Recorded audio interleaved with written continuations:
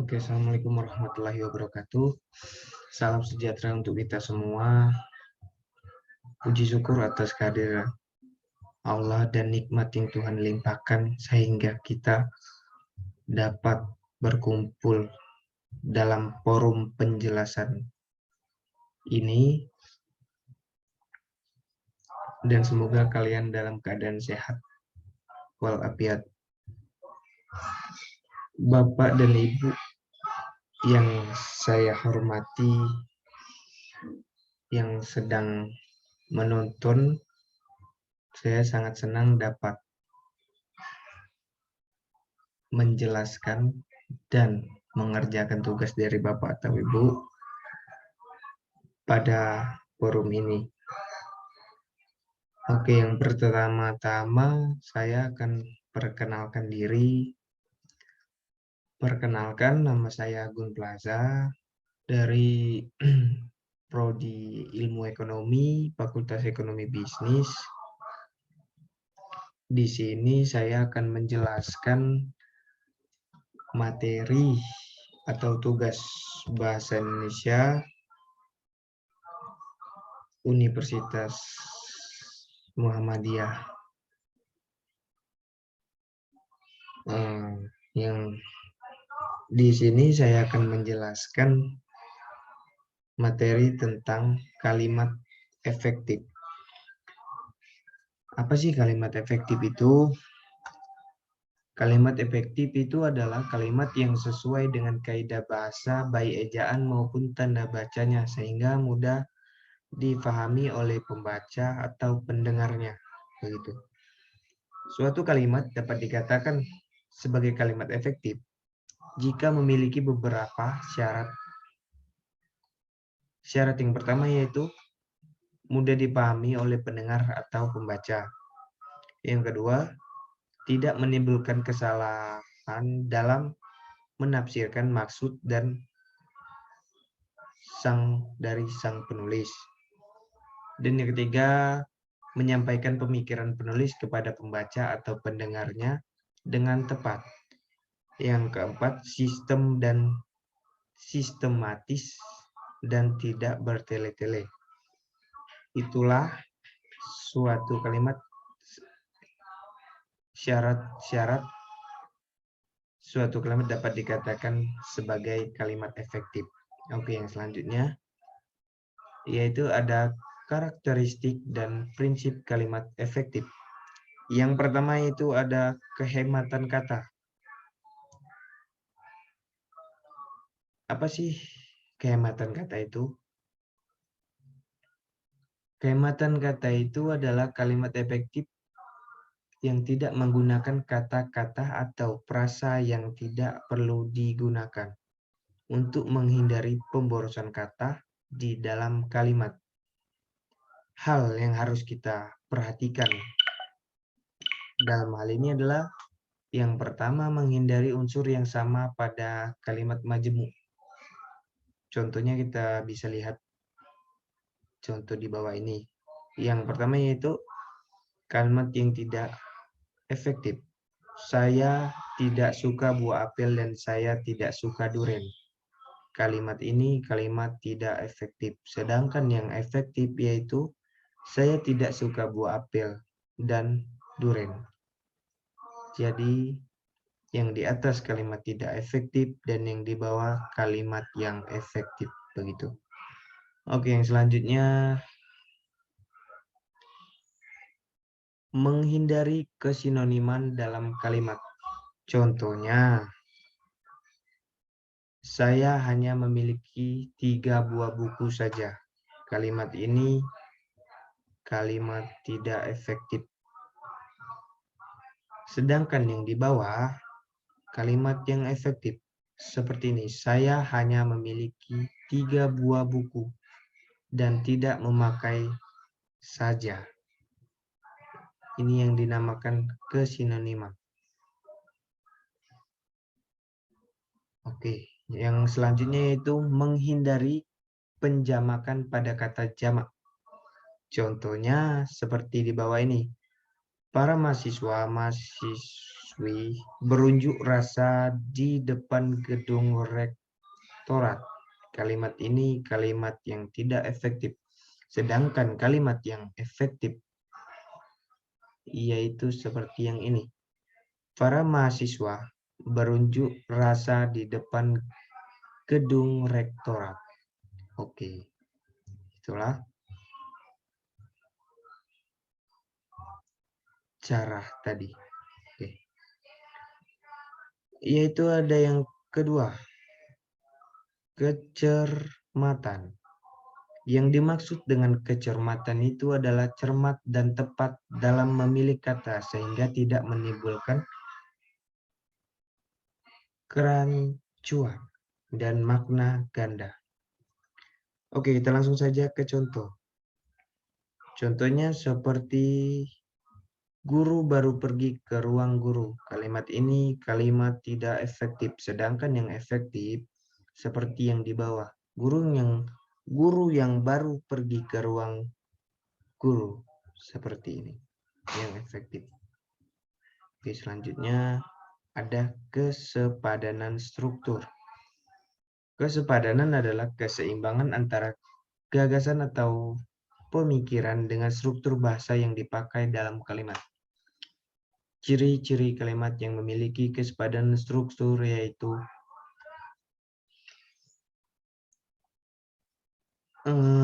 yang pertama adalah memiliki subjek dan predikat yang jelas. Contohnya seperti ini. Bagi semua siswa kelas 2 harus mengikuti kegiatan study tour. Kalimat ini kalimat yang tidak efektif dan yang efektif yaitu yang di bawahnya. Semua siswa kelas 2 harus mengikuti kegiatan study tour. Untuk menghindari ketidakjelasan subjek, hindarilah pemakaian kata depan atau preposisi di depan subjek. Oke, yang selanjutnya itu ciri-ciri kalimat yang memiliki kesepadanan struktur. Tidak memiliki subjek yang ganda di dalam kalimat tunggal. Contohnya seperti ini. Yang atas ini kalimat yang tidak efektif, sedangkan yang di bawah kalimat efektif. Oke, kita langsung saja. Pembangunan jalannya itu kami dibantu oleh semua warga desa. Kalimat ini kalimat tidak efektif. Sedangkan yang di bawah kalimat yang efektif adalah dalam membangun jembatan itu kami dibantu oleh semua warga desa. Jadi yang ini lebih jelas, lebih mudah dipahami oleh pembaca atau pendengar. Oke, selanjutnya yang keempat yaitu kelogisan. Kelogisan. Ide kalimat dalam kalimat efektif dapat diterima atau dimengerti oleh akal dan sesuai dengan kaidah EYD. Contoh. Sebagai contohnya dapat kita lihat di bawah ini, yaitu waktu dan tempat kami persilakan. Kalimat yang pertama ini adalah kalimat yang tidak efektif, sedangkan yang efektif adalah kalimat yang kedua. Bapak Kepala Sekolah, kami persilakan. Jadi yang di atas tidak efektif dan yang di bawah efektif. Demikian prinsip-prinsip dalam kalimat efektif yang harus ada atau dipenuhi dalam pembuatan kalimat efektif agar tujuan komunikatif kalimat tersebut dapat tersampaikan dengan jelas kepada pendengar atau pembaca. Oke, yang selanjutnya ada yaitu yang kelima, keparalelan bentuk. Kalimat efektif memiliki kesamaan. Jadi maksud dari keparalelan itu adalah kesamaan. Jadi memiliki kesamaan bentuk kata yang digunakan di dalam kalimat. Yang dimaksud dengan kesamaan bentuk kata adalah jika kata pertama berbentuk verba, maka kata selanjutnya berbentuk verba. Namun jika kata pertama berbentuk nomina, maka kata selanjutnya berbentuk nominal. Oke, kita langsung saja ke contoh. Yang pertama yaitu kalimat yang tidak efektif. Langkah-langkah dalam menulis kalimat adalah memahami, mengetahui, dan pengaplikasian definisi kalimat. Kalimat ini tidak efektif. Langkah-langkah dalam menulis kalimat adalah memahami, mengetahui, dan mengaplikasikan definisi kalimat. Yang ini efektif. Yang selanjutnya itu ada ketegasan. Kalimat efektif memberikan penegasan kepada ide pokoknya sehingga ide pokoknya menonjol di dalam kalimat tersebut. Berikut cara memberikan penegasan pada kalimat efektif. Yang pertama yaitu meletakkan kata kunci di awal kalimat. Contohnya, sudah saya baca buku itu. Kalimat ini tidak efektif dan efektif yaitu buku itu sudah saya baca. Yang ini kalimat efektif. Mengurutkan kata secara bertahap. Contohnya, pertemuan itu dihadiri oleh Menteri Pendidikan, Gubernur, dan Presiden. Kalimat ini tidak efektif dan yang efektif ada di bawah. Pertemuan itu dihadiri oleh Presiden, Menteri Pendidikan, dan Gubernur. Kalimat ini efektif. Dan yang ketujuh itu ada kepaduan. Kalimat efektif memiliki kepaduan pernyataan sehingga informasi yang disampaikan tidak terpecah-pecah. Contohnya, Andi membicarakan tentang pengalaman liburannya. Kalimat ini tidak efektif dan yang efektif yaitu Andi membicarakan pengalaman liburannya. Yang ini efektif. Oke, selanjutnya. Syarat-syarat kalimat efektif. Sesuai ejaan yang disempurnakan. Oke, ini syarat-syarat kalimat efektif tadi. Yang pertama ada sesuai ejaan yang disempurnakan. Syarat kalimat efektif yang pertama yakni harus sesuai dengan ejaan yang disempurnakan, alias dalam kalimat tersebut harus memenuhi EYD yang tepat.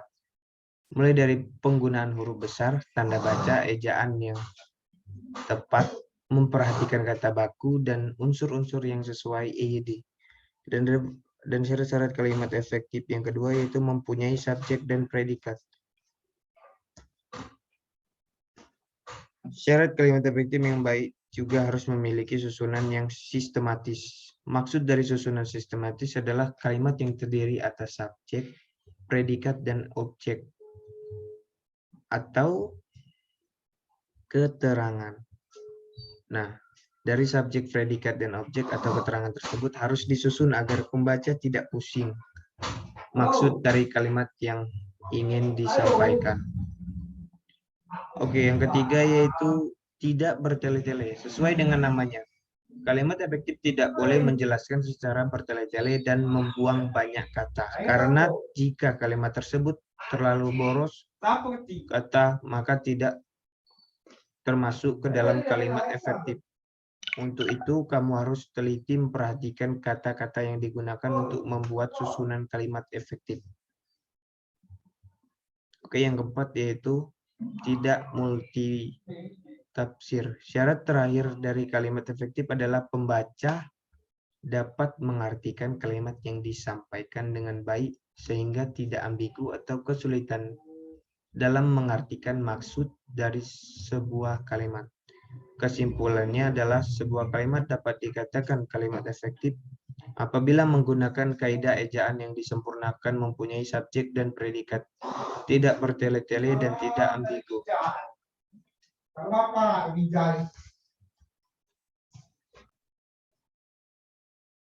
Kesimpulannya adalah sebuah kalimat dapat dikatakan kalimat efektif apabila menggunakan kaidah ejaan yang disempurnakan, mempunyai subjek dan predikat, tidak bertele-tele dan tidak ambigu. Yang selanjutnya itu ada unsur-unsur kalimat efektif. Di dalam kalimat efektif memiliki unsur-unsur yang harus dipenuhi. Unsur-unsur tersebut terdiri atas subjek, predikat, objek, pelengkap, dan keterangan. Dalam kalimat baku, sekurang-kurangnya terdiri atas dua unsur, yakni subjek dan predikat. Yang pertama tadi yaitu subjek. Subjek adalah bagian kalimat menunjukkan pelaku, tokoh, sosok, atau benda, sesuatu hal, suatu masalah yang menjadi pangkal atau pokok pembicaraan. Subjek biasanya diisi oleh jenis kata atau frasa benda, nominal, klausa, atau frasa verbal. Untuk lebih jelas, perhatikan contoh sebagai berikut. Ibuku sedang menyapu kursi pegawai yang berbaju batik. Dosen saya berjalan kaki menyehatkan badan, membantu membuat roti tawar sangat mudah. Oke, yang kedua itu adalah predikat. Unsur kalimat yang selanjutnya itu predikat, yakni bagian kalimat yang memberitahu melakukan atau tindakan apa atau dalam keadaan bagaimana. Subjek atau pelaku, tokoh, atau benda di dalam suatu kalimat. Selain berfungsi untuk tindakan atau perbuatan subjek, predikat dapat pula menyatakan sifat, situasi, status, ciri, atau jati diri subjek. Termasuk juga sebagai predikat dalam kalimat adalah pernyataan tentang sejumlah sesuatu yang dimiliki oleh subjek. Contohnya, yang pertama itu ada adik sedang tidur siang. Yang kedua itu ada putri cantik jelita. Yang ketiga, kucingku belang 3. Yang keempat, Robi mahasiswa baru. Oke, selanjutnya itu yang ketiga tadi ada objek. Objek adalah bagian kalimat yang melengkapi predikat. Nomina, frasa nominal, atau klusal. Biasanya yang menjadi bagian objek, letak objek selalu di belakang predikat yang berupa verba transitif, yaitu verba yang menuntut wajib hadirnya objek, seperti pada contoh di bawah ini. Intan meminang. Dokter memeriksa, juru masak menggoreng. Oke, yang selanjutnya itu yang keempat ada pelengkap. Unsur pelengkap pada kalimat efektif merupakan bagian kalimat yang melengkapi predikat. Biasanya berada di belakang predikat yang berupa verba. Namun, posisi seperti itu juga ditempati oleh objek, dan jenis kata yang mengisi pelengkap dan objek juga sama, yaitu dapat berupa nomina, frasa nomina, atau klausa. Perhatikan contoh di bawah ini. Banyak parpol berlandaskan Pancasila.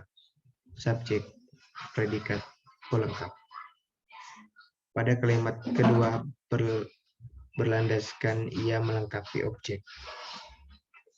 Pancasila. Oke, yang selanjutnya itu yang kelima ada keterangan. Unsur keterangan berarti menerangkan bagian kalimat lainnya. Unsur keterangan bisa berfungsi menerangkan subjek, predikat, objek, dan pelengkap. Posisinya bersifat bebas, dapat di awal, di tengah, atau di akhir kalimat. Keterangan dapat diisi oleh frasa nominal, frasa preposisional, adverbia, atau klausa. Oke, yang selanjutnya itu ada contoh kalimat efektif. Ada banyak contoh dari kalimat efektif. Berikut adalah beberapa di antaranya dan perbandingan dengan kalimat yang tidak efektif.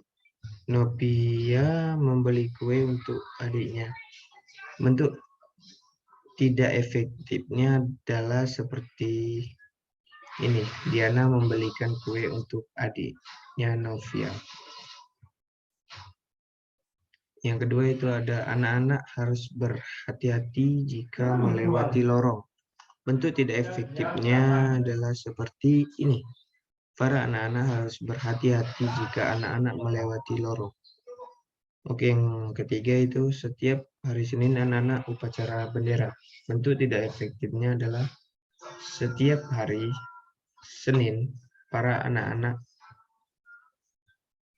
upacara bendera.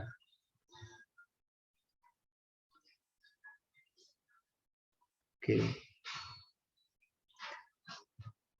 Oke, sekian dari saya dalam penjelasan materi ini.